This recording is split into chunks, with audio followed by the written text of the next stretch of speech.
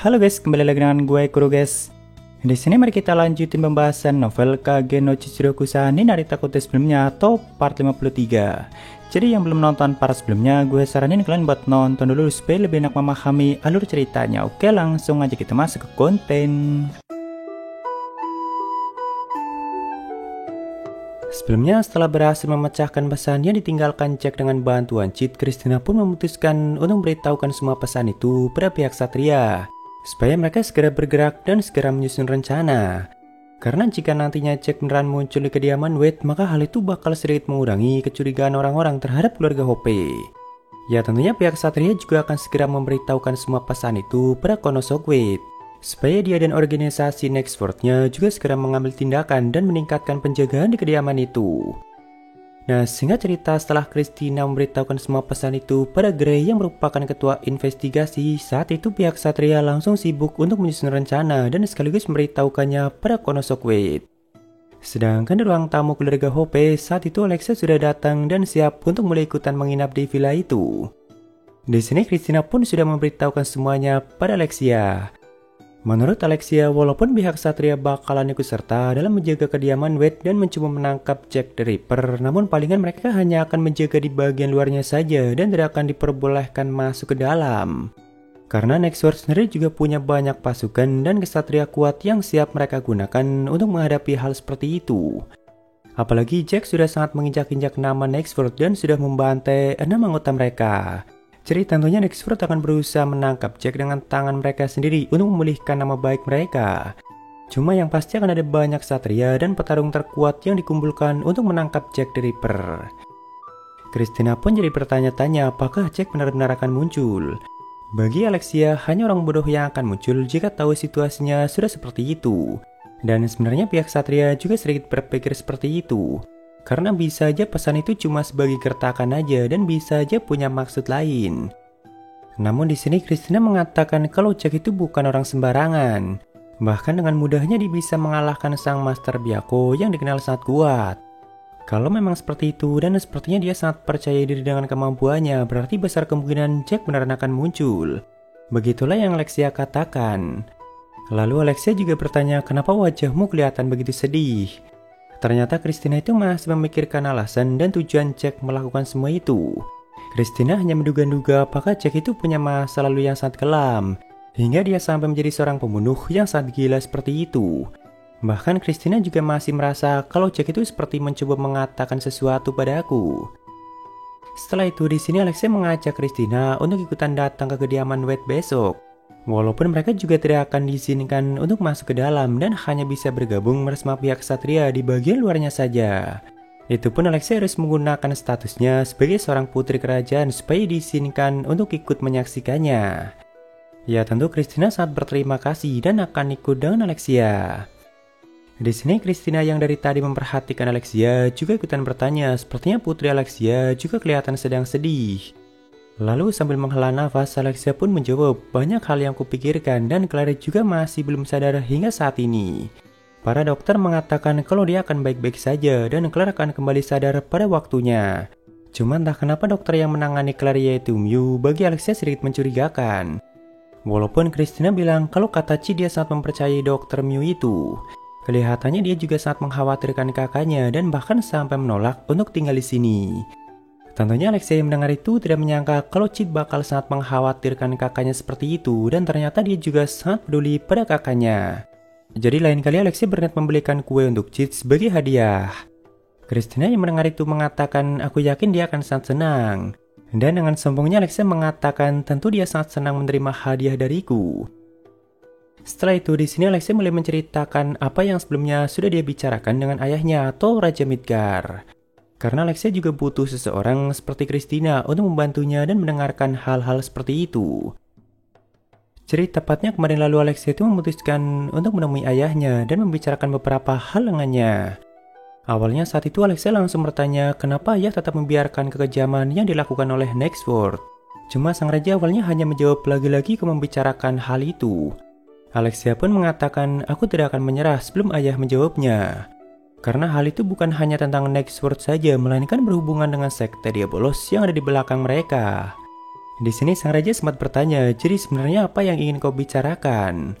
Lalu dengan tegas Alexia pun mengatakan, sudah cukup omong kosongnya ayah, karena aku sudah tahu semuanya dan kurasa ini sudah waktunya.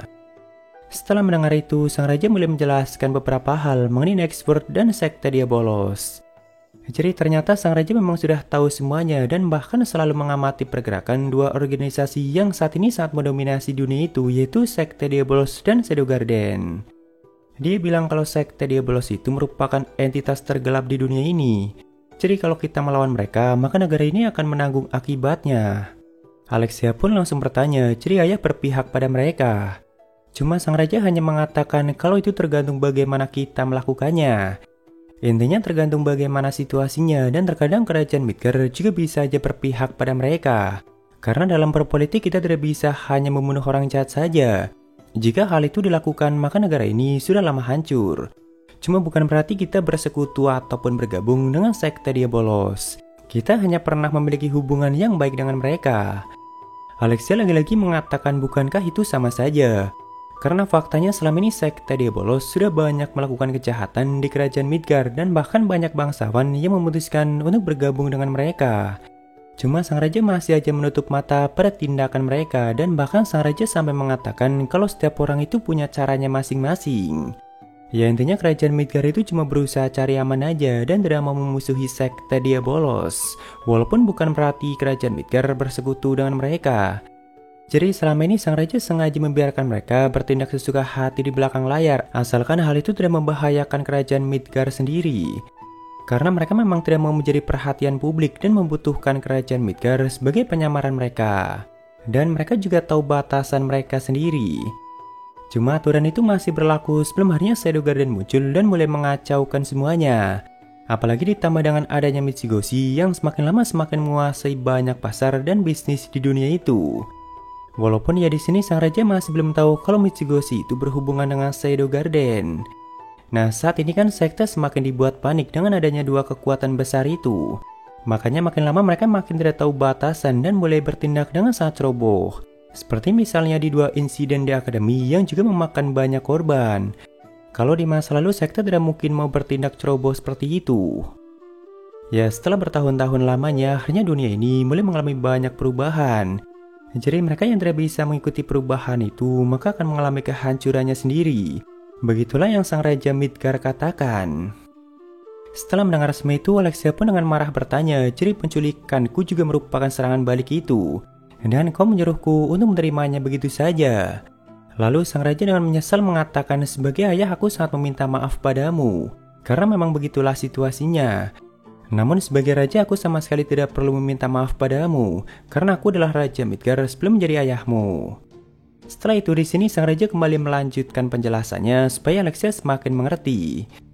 Jadi kerajaan Midgard kan tidak akan mungkin mampu untuk melawan sekte Diabolos atau setidaknya dengan kekuatan mereka saat ini. Bahkan semua negara lainnya juga seperti itu. Makanya mereka lebih memilih cari aman dan tidak berani untuk membuat masalah dengan sekte Diabolos. Nah, cuma setelah munculnya Shadow Garden yang bahkan semakin membuat sekte kewalahan, mulai ada beberapa pihak yang berani menentang sekte, termasuk beberapa ksatria di kerajaan Midgard sendiri. Walaupun sebagian dari mereka langsung dihancurkan oleh kekuatan sekte. Alexia mendengar itu langsung teringat tentang kepala perpustakaan yang sempat dia lawan di insiden sebelumnya. Nah dulunya semua orang juga berpikir kalau Shadow Garden tidak akan bertahan lama dan akan segera dihancurkan juga. Cuma ternyata sampai saat ini mereka malah semakin berkembang dan semakin mengurangi kekuatan sekte Diabolos. Nama Shadow Garden pun mulai ramai dibicarakan di dunia bawah dan bahkan banyak juga yang berharap kalau Shadow Garden benar-benar akan mengakhiri sekte selamanya. Karena memang mereka punya pemimpin dan anggota yang sangat kuat dan terbukti mampu menyaingi kekuatan sekte. Namun sebagian orang juga merasa khawatir jika hal itu beneran akan terjadi. Bagi sang raja, kalau itu memang beneran terjadi, maka dunia juga akan kembali seperti semula dan mungkin bisa aja lebih berbahaya. Karena kan cuma gantian aja yang menguasai dunia itu. Tapi yang dikhawatirkan banyak orang itu, jika nantinya Shadow Garden beneran bisa melenyapkan sekte Diabolos, maka tidak akan ada lagi kekuatan yang bisa menentang ataupun mengalahkan mereka. Jadi sebenarnya di sini sang raja itu sedang bingung mau berpihak ke yang mana. Malahan lebih baik kalau kedua organisasi itu bertarung selamanya. Karena menjadi pihak netral itu bukan keputusan yang baik dan biasanya negara yang memilih netral tidak akan bertahan lama. Jadi ya mau tidak mau kedepannya sang raja harus memutuskan untuk berpihak ke yang mana. Sang raja juga mengatakan kalau sebenarnya belakangan itu pihak sekte semakin menekan kerajaan Midgard untuk berpihak pada mereka. Bahkan sebenarnya sang raja juga berharap kalau pihak Shadow Garden akan segera menghubungi kerajaan Midgard lebih dulu. Cuma sayangnya sampai saat ini belum ada tanda-tanda seperti itu. Sedangkan jika sang raja memilih untuk menghubungi mereka lebih dulu, belum tentu mereka memerlukan kerajaan Midgard. Apalagi tidak ada yang tahu di mana markas utama Shadow Garden dan bagaimana caranya untuk menghubungi mereka. Lalu di sini Alexia juga bertanya bagaimana dengan kerajaan Oriana. Ya seperti yang kita tahu kalau Oriana itu memutuskan untuk beraliansi dengan Shadow Garden untuk melawan sekte dan pihak gereja. Awalnya kebanyakan orang juga berpikir kalau negara itu akan segera dihancurkan. Cuma ternyata mereka masih bertahan hingga saat ini dan punya kekuatan untuk melawan. Jadi kemungkinan kedepannya akan ada lebih banyak negara-negara kecil yang memutuskan untuk melawan dan lebih memihak Shadow Garden. Karena mau tidak mau mereka harus mengikuti arus zaman yang semakin berubah. Di sini Alexia yang baru mendengar Rose menjadi Ratu Oriana tentu cukup kaget. Cuma sang raja malah kepikiran kira-kira di mana Rose Oriana berada sebelum dia pulang ke Oriana dan menjadi ratu. Karena waktu itu kerajaan Midgard dan sekte sampai berusaha semaksimal mungkin untuk mencari keberadaannya dan tetap tidak menemukannya. Jadi sang raja yakin kalau waktu itu Rose sengaja disembunyikan oleh Shadow Garden dan bahkan selalu dilatih oleh mereka. Mungkin dari awal mereka memang sudah merencanakan semuanya. Soalnya sejauh ini Shadow selalu ada di belakang Rose Oriana. Salah satu contohnya pada saat festival Busin dan sang raja juga mendapat laporan kalau dalam insiden Black Cross Shadow juga berada di sana. Bahkan saat ini sekte sampai mengerahkan kerajaan Velgata untuk ikutan menyerang kerajaan Oriana. Setelah mendengar semua penjelasan itu, Alexia kembali bertanya, lalu apa yang akan kerajaan Midgard lakukan? Kau tidak bermaksud untuk ikutan menyerang kerajaan Oriana dan bergabung dengan sekte kan? Lalu sambil menghadap ke jendela, sang raja mengatakan kalau sekte sedang menguji kita dan siapa yang akan kita pilih. Jadi pilihan yang akan kita buat sekarang akan menentukan masa depan kerajaan Midgard. Cuma aku akan memberikan jawabanku sebelum salju mencair atau mungkin maksudnya sebelum musim dingin berakhir. Namun aku hanya akan membuat pilihan di mana kerajaan Midgard bisa bertahan untuk kedepannya. Jadi lakukanlah sesukamu Alexia. Karena saat ini Aris juga semakin dekat dengan sekte Diabolos. Dan sebenarnya Alexia juga sudah mengetahui hal itu. Walaupun dia masih berpikir kalau Aris hanya dicuci otaknya. Namun bagi sang raja hal itu memang sudah menjadi keinginannya. Jadi intinya di sini sang raja membiarkan Alexia untuk melakukan apapun yang dia inginkan. Dan bahkan tidak akan melarangnya jika Alexia memilih untuk mendekati Shadow Garden. Karena apapun yang terjadi, garis keturunan kerajaan Midgard harus tetap ada. Ya kurang lebih seperti itulah pembicaraan Alexia dengan ayahnya atau sang raja Midgard. Intinya saat ini Alexia diperbolehkan untuk melakukan apapun semau dia, yang berarti dia juga boleh ikut campur dalam masalah Jack the Ripper. Cuma sebelum besok menuju ke Diamond Weight, tentunya Christina dan Alexia juga harus menyusun rencana dan membicarakan semuanya lebih dulu. Makanya di sini Alexia berniat untuk ikutan menginap di villa bersama Cid dan juga Kanade. Awalnya di sini Christina bilang akan menyiapkan kamar khusus untuk Alexia. Cuma Alexia langsung mengatakan tidak usah dan aku bisa tidur bersama kalian saja. Bahkan Alexia mengatakan itu sampai 3 kali. Karena Christina awalnya tetap kekeh bakal menyiapkan kamar sendiri untuknya. Soalnya kan Alexia memang sama saja tamu istimewa bagi keluarga Hope. Singkat cerita, setelah mereka sampai di villa dan sampai di kamar, Cid yang pertama kali langsung bertanya, kenapa kau ada di sini? Cuma Alexia malah memberikan jawaban yang cukup filosofis. Seperti misalnya, aku berpikir ada, maka aku ada. Soalnya kan beberapa kutipan Natsume yang seperti itu memang lagi sangat populer. Bahkan belum lama itu Natsume sampai diundang di Akademi Laugus dan beberapa kutipan yang dia buat menjadi sangat populer. Ya, di sini Alexia dan Cid sempat melakukan pertengkaran kecil seperti biasa dan saling sindir satu sama lain. Bahkan Cid hampir aja memutuskan untuk pulang dan mending tidur di asrama saja. Cuma kan tentu Alexia dan Christina tidak membiarkan dia untuk pulang karena memang terlalu berbahaya. Nah, setelah itu di sini ada beberapa hal yang mereka omongin, yaitu mengenai kejadian penyerangan sebelumnya. Karena siapa tahu ada sesuatu yang mereka lewatkan dan mungkin Jack masih menunggalkan petunjuk lainnya. Dan tentu di sini Cid seperti biasa pura-pura kepo dan juga menanyakan kekuatan Jack yang katanya sangat kuat. Karena dia juga pengen tahu bagaimana orang lain melihat aksinya sebagai Jack the Ripper. Oh ya, di sini kamar tidur yang mereka gunakan itu berbeda dengan kamar yang sebelumnya mereka gunakan sebelum penyerangan. Karena jelas di sana masih ada banyak noda darah dan juga jejak pertarungan. Nah, setelah mendiskusikannya lebih lama, di sini Christina pun mengingat kalau ada sebuah vas yang hilang di villa itu setelah kejadian penyerangan, yaitu vas seni Da Vinci yang bahkan harganya sampai ratusan juta zeni dan juga sampai dianggap sebagai harta karun nasional. Cuma kan yang dicuri itu cuma replikanya aja, karena nggak mungkin juga yang asli sampai dipajang di koridor seperti itu. Nah, tentu mereka malah semakin bingung kenapa sang pencuri malah mencuri benda replika seperti itu. Sedangkan di villa itu masih ada banyak benda lain yang harganya jauh lebih mahal. Karena kan Alexia dan Christina berpikir tidak mungkin ada pencuri yang sangat bodoh seperti itu. Atau maksudnya tidak bisa membedakan antara yang asli dengan yang palsu. Jadi mereka sempat menduga mungkin Jack sengaja mengambil vas itu untuk meninggalkan petunjuk lainnya. Karena nggak mungkin juga Jack nggak tahu kalau itu hanyalah sebuah replika. Walaupun ya faktanya di sini Jack juga baru tahu kalau vas itu cuma sebuah replika. Cuma kan tetap aja mereka tidak berhasil menemukan maksud Jack kenapa sampai menghilangkan vas replika seperti itu. Bahkan sampai larut malam mereka sampai menyelidikinya langsung di tempat kejadian dan tetap tidak menemukan petunjuk apapun. Lalu di keesokan harinya, saat itu mereka pun mulai berjalan menuju kediaman Wade sambil melewati banyak perumahan bangsawan yang sangat mewah. Ya tentu sembari berjalan mereka juga sempat ngomongin beberapa hal. Seperti misalnya Kanade yang seperti biasa selalu kelihatan paling panik. Karena jika nantinya Jack beneran muncul, tentunya kediaman Wade bakal menjadi medan pertarungan yang sangat berbahaya. Jadi bagi Kanade mending nunggu aja di villa dan tidak usah ikut terlibat. Nah, di sini di saat mereka masih berjalan, tiba-tiba Chit merasakan ada sesuatu yang mendekatinya dengan kecepatan yang sangat tinggi. Dan bahkan bagi Chit dia sangat berbahaya. Chit pun langsung pura-pura ada panggilan alam atau kepengen boker. Cuma kan baru aja Chit akan pergi, ternyata Delta sudah keburu menerjangnya. Ya, jadi Delta lah yang mendekatinya dengan kecepatan yang sangat tinggi. Cuma di sini Delta itu nggak langsung berhenti dan masih menggunakan kecepatan yang sama untuk bergerak. Sedangkan Chit juga melakukan gerakan yang sama cepatnya untuk membuat Delta menjauh dan supaya teman-teman Chit terus melihatnya. Bahkan Chit beberapa kali sampai menembakkan kekuatan sihir pada Delta untuk membuatnya berhenti di tempat yang berbeda. Tentunya Alexia, Christina, dan Kanade terus sampai melihat semua itu. Sebelum akhirnya Delta tetap maju dan malah semakin menambah kecepatannya untuk bisa mendekati Chit. Jadi ya akhirnya Delta beneran muncul di depan mereka semua dan seperti biasa dia langsung berpose seperti layaknya anjing yang menunggu pujian dari tuannya. Chit pun langsung berpikir keras untuk mencari alasan yang bisa dia berikan pada mereka. Cuma untungnya Alexia itu nggak sampai mengenali Delta sebagai anggota Shadow Garden. Walaupun dia bisa merasakan kalau Beastman ini punya kekuatan sihir yang sangat besar dan bahkan tiba-tiba muncul begitu saja. Jadi Alexia pun langsung bertanya pada Chit, apakah kau kenal dengan Beastman ini? Sepertinya dia punya kekuatan sihir yang luar biasa.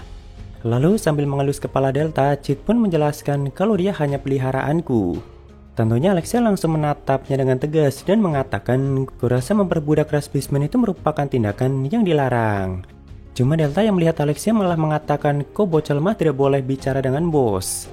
Ya tentunya hal itu langsung memancing kemarahan Alexia. Apalagi Delta terus saja menggeram dan seperti akan menghancurkan Alexia. Sedangkan Chit terus berusaha menenangkan Delta sambil terus mengelus kepalanya untuk mencegah kekuatan sihir Delta supaya nggak sampai meledak. Soalnya jika kekuatan sihir Delta sampai dilepaskan, maka sudah pasti teman-teman Chit bakalan langsung hancur. Bahkan dalam hati Chit sampai mengatakan kenapa Alexia malah semakin emosi. Padahal disentil sama Delta aja udah langsung menghilang. Sampai akhirnya Chit terpaksa menahan tubuh Delta dengan sangat kuat dan membawanya ke tempat lain. Tentunya dia pura-pura akan mengurus peliharaannya dulu dan meminta Alexia dan yang lainnya untuk menunggu. Nah setelah jauh dari mereka, di sini Chit mulai bertanya pada Delta apa yang Delta lakukan. Bukankah ada aturan di mana kau tidak boleh menemuiku di saat aku sedang bersama teman-temanku? Cuma kan Delta yang mendengar itu hanya memiringkan kepalanya.